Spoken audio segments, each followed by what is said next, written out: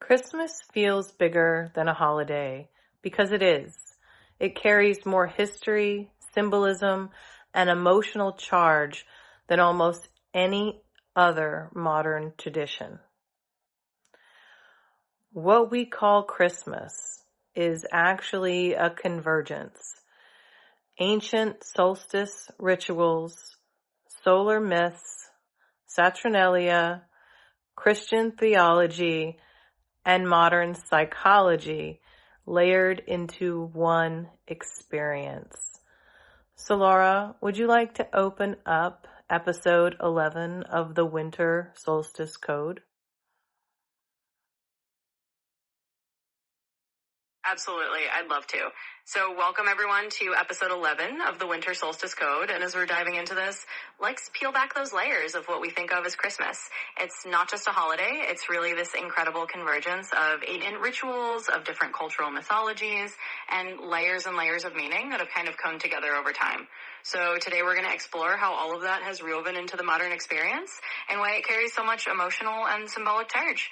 So let's dive in and uncover the layers of our modern Christmas matrix. Thanks for joining us. All right, so let's start with Christmas's ancient roots. We've got evergreens, lights, feasting, gift giving. None actually began with our Christmas tradition. Why were these traditions so important to regulate people in winter?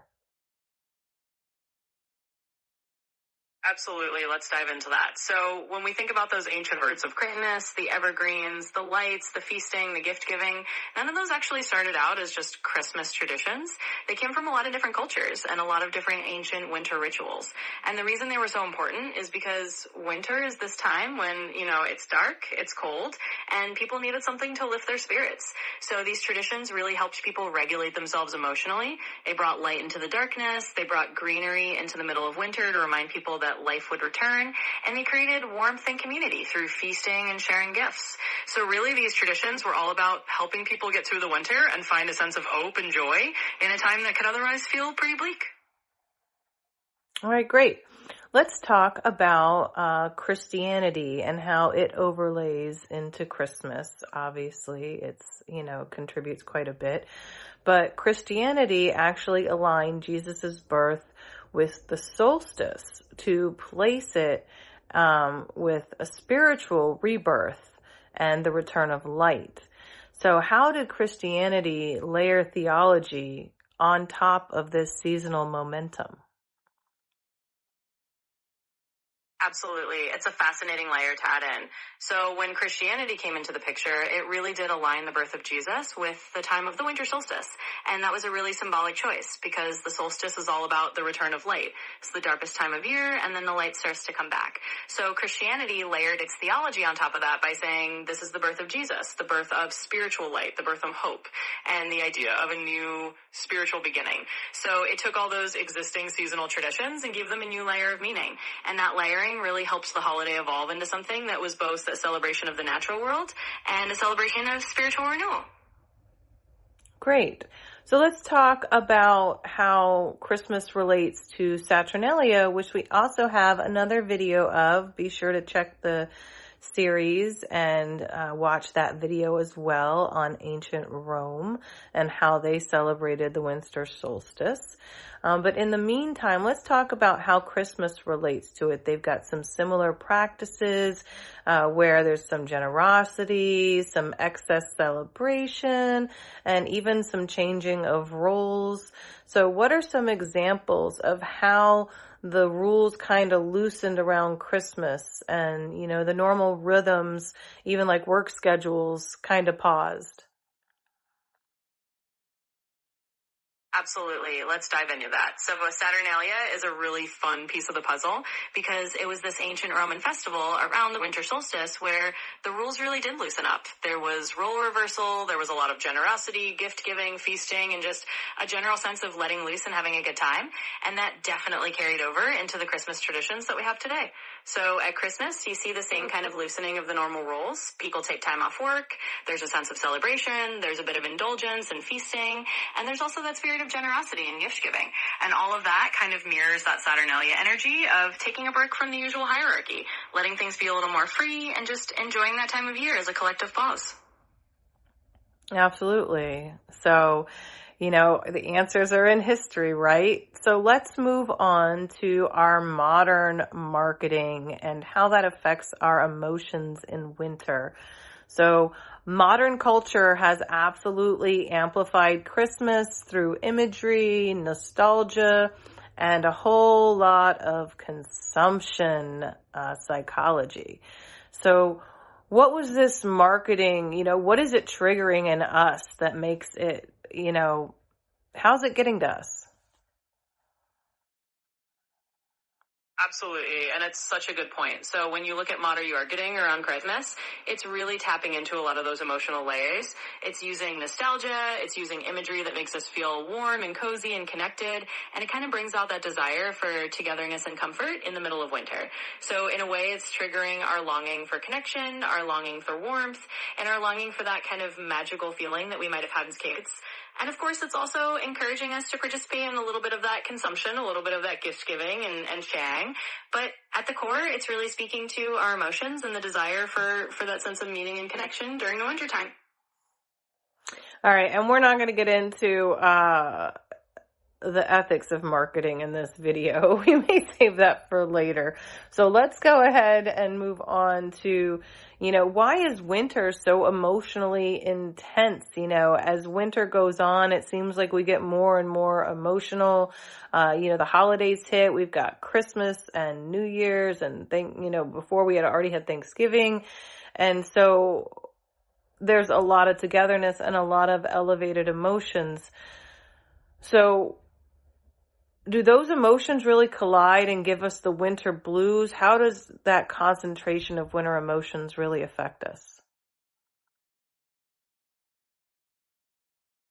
Absolutely, and that's such a great question. Winter really is this emotionally intense time, and it's partly because we have all these holidays stacked together. We have Thanksgiving, then we have Christmas, then we have New Year's, and all of that is bringing people together and kind of heightening our emotions. So we feel a lot more intensely. We might feel more joy, but we might also feel more stress or more loneliness or those winter blues. And it's really because everything's concentrated. It's like all of our feelings come to the surface at once. And the shorter days, the longer nights, all of that just kind of amplifies the emotions that are already there. So it's really normal to have that heightened emotional experience in winter, and it's kind of part of the season's natural rhythm. Okay, that makes sense.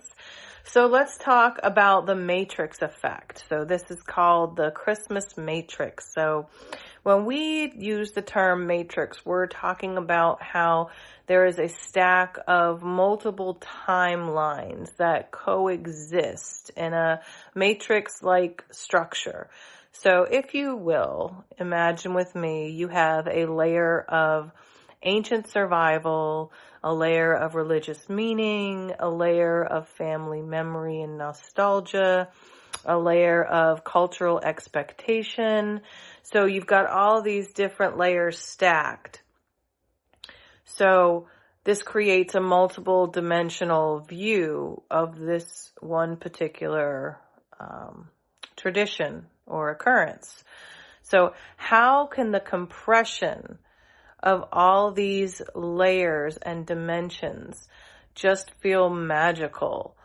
But for others, it can also be kind of overwhelming.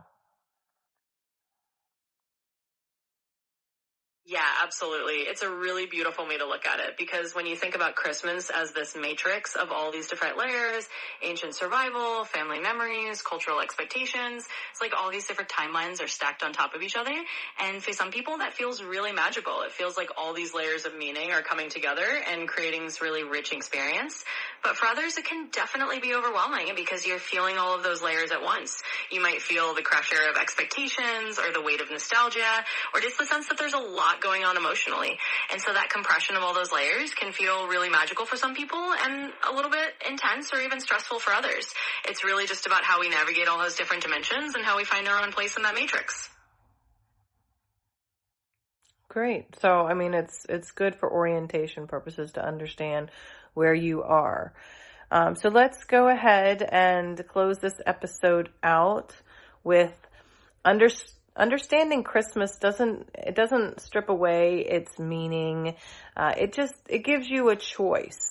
So you can engage consciously instead of being pulled by all these invisible layers. We try to give you the opportunity to see things from different vantage points so that you can be more conscious. And when you do choose to live and give your energy, that you do it of your own free will. We've just kind of had that distorted. And so this channel really wants to give it back to you. So please like and subscribe and share this video out for anybody that just feels pulled and doesn't understand why. That's what we're here for. We're here to interpret the signs and the signals so we can all figure out, what we really want. When you strip away everything, who are we? So I love each and every one of you Wayfinders. I appreciate all of you. Our next episode 12 will be the season finale for our Winter Solstice Code.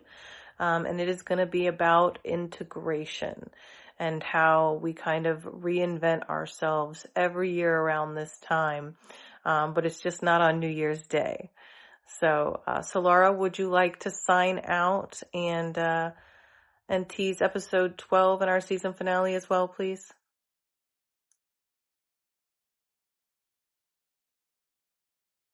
Absolutely. I'd love to. So first of all, thank you all so much for being here.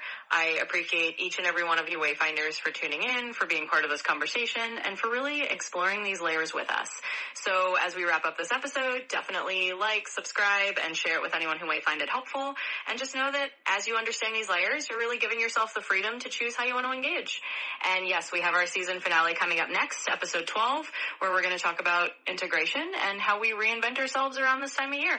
It's not just about New Year's Day, it's about that whole winter journey. So definitely join us from that. And until then, take care, and we'll see you next time.